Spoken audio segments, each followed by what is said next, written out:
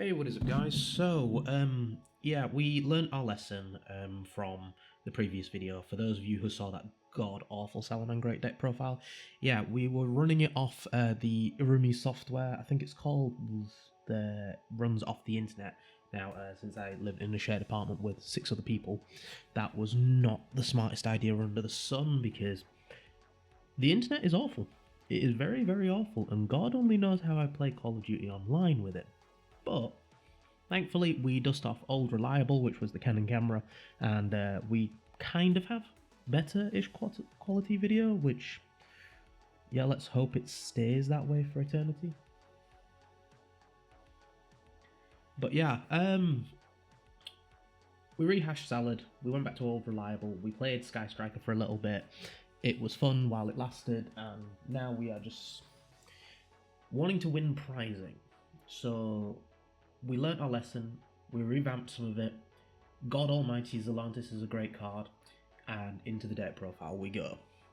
So, to start off, we played the 3 Salamangreat Fire still. I know that I've seen some people playing the Lady Debug over this because they want to get in access to the Parallel Exceed and they don't like being fire locked. Now, I'm not too bothered about it because most of the deck is fire, so me being only able to special summon fire monsters, yes, it hurts that I can't make a Typhon, and it hurts that I can't do the Zelantis sometimes turn 2, but if I'm making Typhon, I'm not special summoning stuff anyways. That's going to be helpful to me because Typhon is the last resort to anything, and if I'm doing the Zelantis play, I don't need this. I just need a random fire monster on the field, and then my opponent's going to die that turn, so yeah, that is the reason why we play this.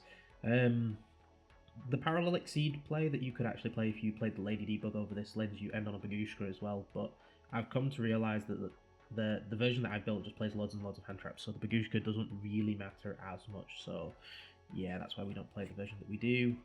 We play the 3 Gazelles still, because Gazelle, best card. You never play any less than this. You play less than this, then you're just bad at playing Salad, and you shouldn't play Salad. It's free sending half of the time.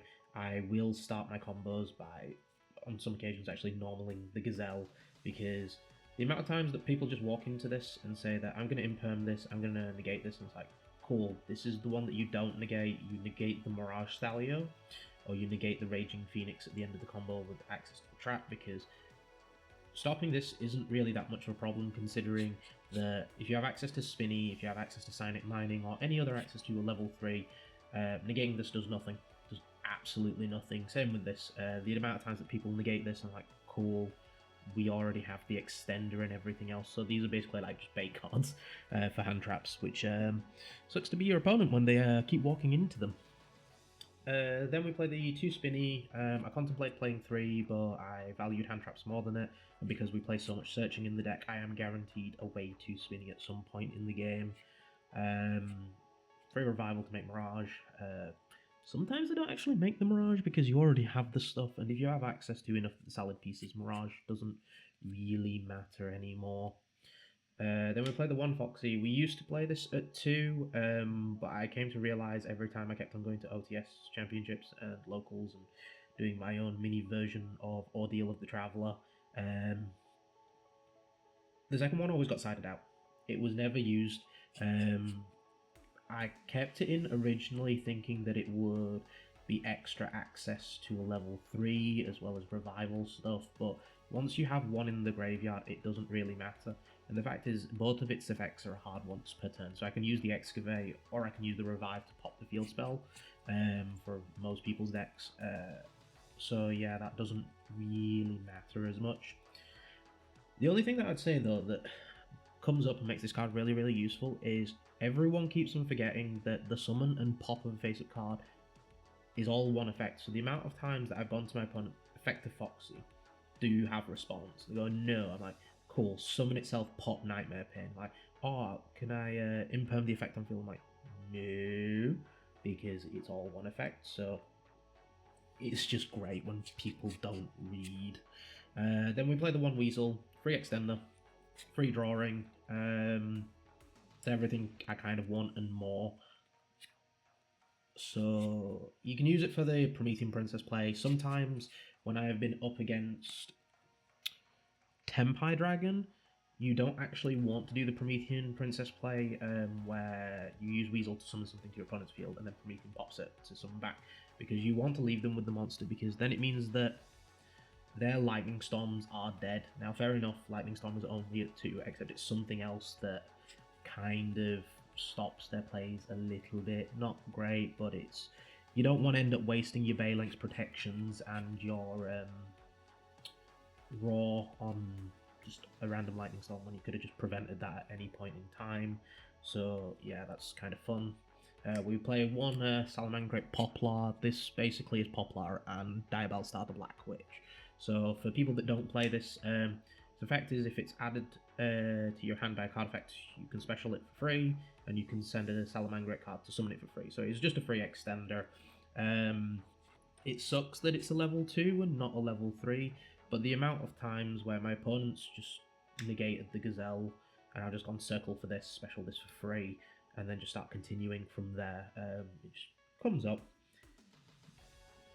And then that's all the salad stuff. We don't play Foul because we get fire locked very easily. Foul doesn't come up because Foul was basically used to make Bagushka and Dweller back in the day, but we don't play that in the... Oh god, we forgot one salad. Jack Jaguar is the other salad that we forgot to play. Moving on, completely ignore what I just said about that being the last salad. Yeah, we still play this. This is good card. This is very good card.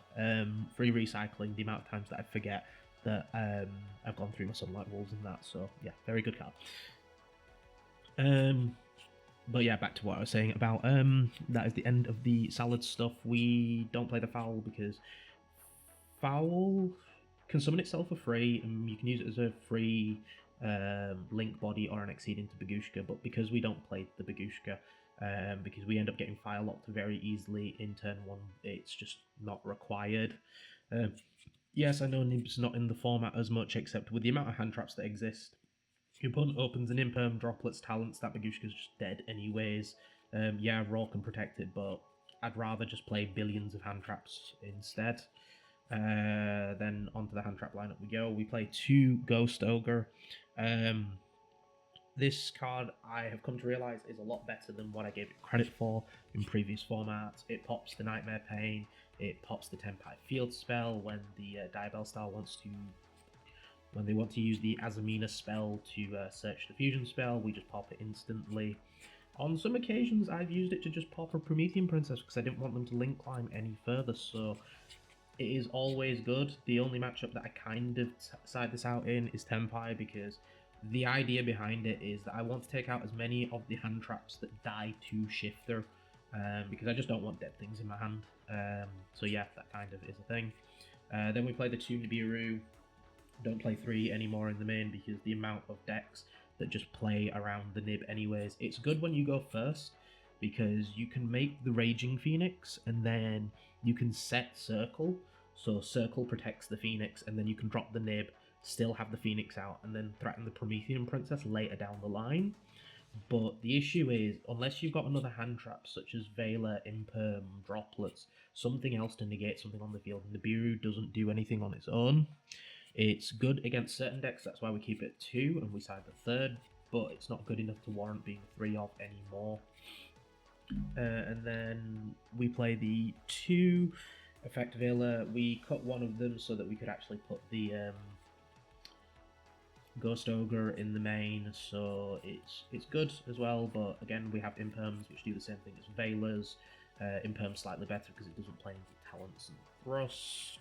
So yeah, it's kind of good like that. Then we also play the 3 Droll and Lockbird. I'm just going to keep this in the main forever because the amount of plays that I've just shut down. When I went to locals, I think it was yesterday? Yeah, it was yesterday. Dropping Droll just kind of won me games. We went up against Old Knight, dropped Droll, their turn ended. We went up against Orcust, which was kind of a bit funny. Droll did actually hurt because they went return and then they couldn't do Search for Kingsark, which was kind of funny. Loads of other matchups as well. It just comes up, your opponent doesn't see it in the main, and then they just kind of cry from there. 3 honorary Salamangreat card of Ash Blossom and Joyous Spring. People keep forgetting Sunlight Wolf can add this back, so if I already have access to my engine, I'm just adding this back every turn just to disrupt my opponent even further. There have been times as well, because this is a fire, and I actually needed to do this to not die.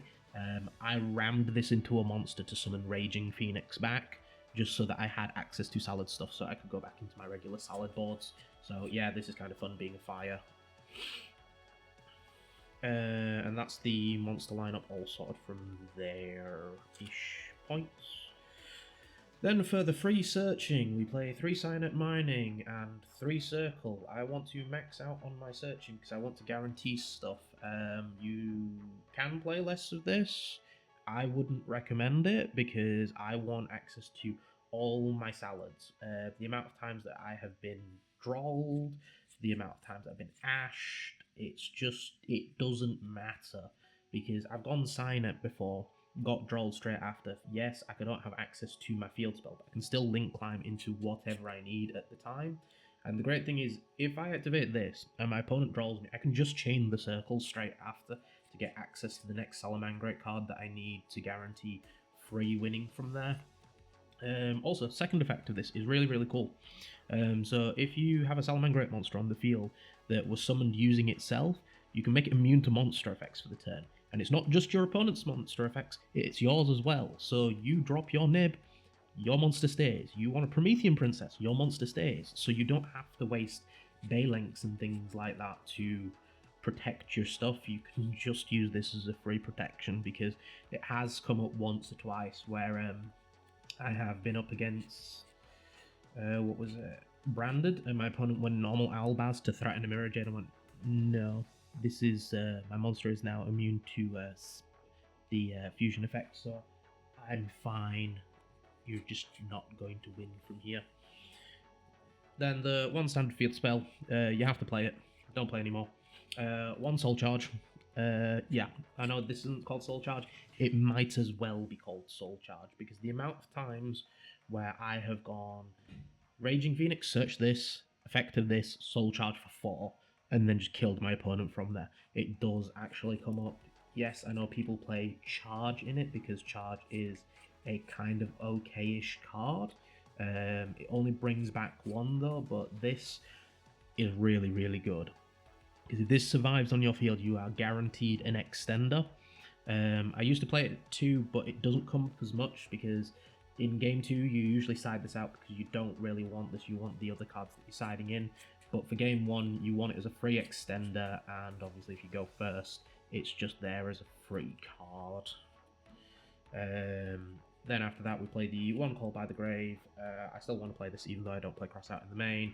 And we play the 2 Talents. We took the Crossouts from the main because the idea is if I don't go first, Crossout is just a dead card. It doesn't achieve anything because I'm not going to have a Salad Mirror match. And yes, my opponent might have a hand trap that stops my plays here and there, but at the end of the day, they will also have the thing to negate the Crossout, so I'd rather have the Talents for the free draw 2 or the hand rip, because my opponent goes draw, I just rip a card out of their hand. My opponent goes Ash, I can just get the free draw 2 into additional stuff.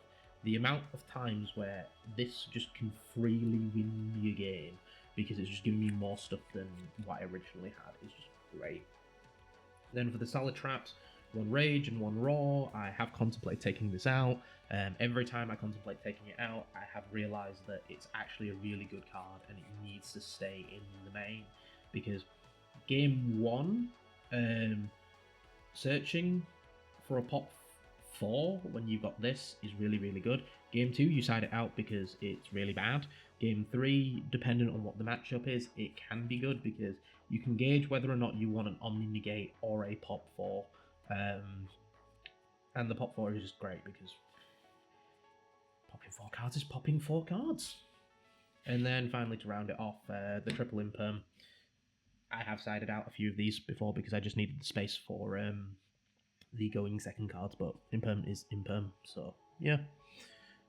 into the extra deck now. So we play the standard 3 Baelinks. You never play any less than this. I saw some random garbage list where they took one of these out to play the other Link one. That is a terrible idea. Never do that. It's free protection, it's free way to add a field spell, and when you're doing your Promethean combos, you end up going through 2 of these because you use one to protect a salad so that the Promethean comes back and you have free Link fodder into the Raging Phoenix, and then you just have the second one for later. Also, free stuff with Jack Jaguar. You get a Jack Jaguar, you make this, and then you can just start popping off from there, which is great. Then we play the double Sunlight Wolf. We don't play 3 anymore because it's just not good at 3. Unfortunately, there isn't the space. I would like to play 3, but other cards are other cards, and they are just so much more better. And then we play the 2 Raging Phoenix. I would play a 3rd, but then I fell in love with Zelantis, so we don't play the 3rd, and also because I am too poor to run the 3rd, so that's why we don't play it as well. We play the 1 Splash Mage. If you can't make the Promethean line, you can just go into this and then just start climbing up from there. It kind of sucks. I probably should play a Heat Soul if I'm playing this, because then I can make the... not Heat Soul, Helio. Because then I can go Helio from there, because it is actually kind of good, because you can go Baelinks, and then Jack Jaguar revive itself, and then this revives something else, and you can go to Link 3.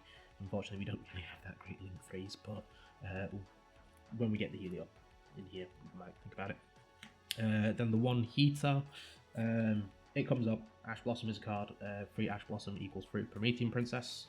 The 1 Nightmare Phoenix, we took the Helio out to play the Phoenix, which was a good idea in theory, and in practice it actually has come up, because there have been 1 or 2 games where we have made Sunlight Wolf with this directly beneath the Wolf, and our opponent just kind of forgets that this does calling protection from battle. We played the 1 SP Little Knight. We've only tested this 2 tournaments now, and I've never summoned it. It's been there to threaten me making an SP when I need to, but the fact is, it just doesn't come up. Turn 1, I'm not going to make it because I'm going to fire lock myself anyways, and turn 3, I either kill my opponent the standard method, and if I was going to make a Little Knight, it is very, very rare, so I might actually take this out to play a Helio. Then we play the 1 Promethean Princess. It's a fire deck. You play Princess because it's a fire deck. You play 1 Ocean Dragon Zelantis. I didn't think about playing this in here because originally, when I played Marincess, the idea was that you'd waterlock yourself, and then you make this and your opponent loses your field, but the idea for me is like, okay, so I make this, and then I summon Salamangreat Fire afterwards. I go Zelantis effect, and then I just lose this. But then I kind of realised, wait, the chances of my Raging Phoenix being on the field next turn is very high, because my opponent kills it, I summon back the 56 attack point monster, and then during my next turn, I just go normal any fire monster, make Zelantis banish everything, bring it back. Promethean then triggers to pop the random fire on my opponent's monster. Then the Raging Phoenix comes back, and then Promethean brings back the other Raging Phoenix. My opponent's beyond dead at that point. So yeah, this was great. Can't remember which guy played this on Master Duels, but when I saw it in the Master Duels thing, I thought, we'll try it out, and then we realised this card is just cracked. And then finally for the XCs, we play the Mirage Thalia because it's solid, you have to. I did contemplate playing second because it does come up where it gets banished, and one of my friends is playing a lot of Unicorn-based decks, and at my locals there is a lot of Kashtira players that do play Unicorn, so we wanted to play second, but don't play the second because that's only for my locals. And then 1 Typhon from there. Rarely summon this. 90% of the time when I summon this, I'm going to die anyways. It just kind of comes up now and then if it is the last point of call. But beyond that, it is just a terrible card. And then into the side deck, we play the 1-dimensional barrier and the 2 cards that grab the barrier. The reason why we play this instead of the 3D barrier is because Drawing Thrust has actually come up in times where my opponent has hand-trapped me. I didn't want to grab the D barrier.